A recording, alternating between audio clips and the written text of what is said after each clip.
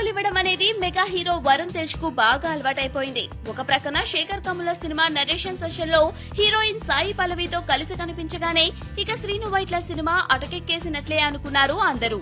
కానీ వరుణ్ తేజ్ మాత్రం మెగా హీరోలు ఓసారి మాటిస్తే 600 కూడా దానికి కట్టుబడే ఉంటారు అనే టాక్ ను మరోసారి ప్రూవ్ చేశాడు. ఈ రోజు ఉదయం ఫ్లైట్ లో స్పెయిన్ బయలుదేరాడు వరుణ్ తేజ్. సాయంత్రానికి అక్కడికి చేరుకుంటాడు. ఇప్పటికే దర్శకుడు శ్రీను వైట్లతో కలిసి ఇతర టీం అంతా అక్కడికి చేరుకున్నారు. హీరోయిన్ లవణ్య త్రిపాఠి మరియు హెబ్బా పటేల్ కూడా చేరుకుంటారు.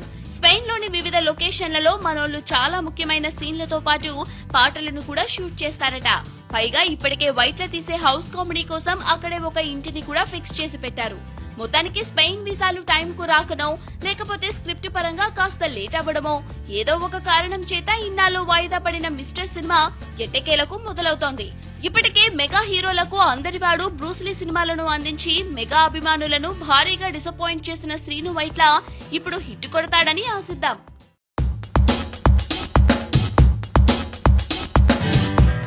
మహేష్ బాబు మురుగదాస్ కాంబినేషన్ లో తెరకెక్కబోయే సినిమాల్లో హీరోయిన్ అంటూ ఇప్పటిదాకా చాలా పేర్లు వినిపించాయి.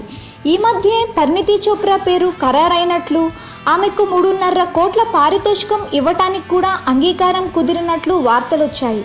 కానీ ఆ విషయాన్ని మురుగదాస్ కానీ మహేష్ కానీ నిర్మాతలు కూడా కన్ఫర్మ్ చేయలేదు. ఇంతలో ఈ సినిమాలో హీరోయిన్ అంటూ కొత్త పేరు తెర మీదకు వచ్చింది. టాలీవుడ్ భామ రకుల్ ప్రీత్ సింగ్ ను ఈ సినిమాకు హీరోయిన్ గా పరిశీలిస్తున్నారట.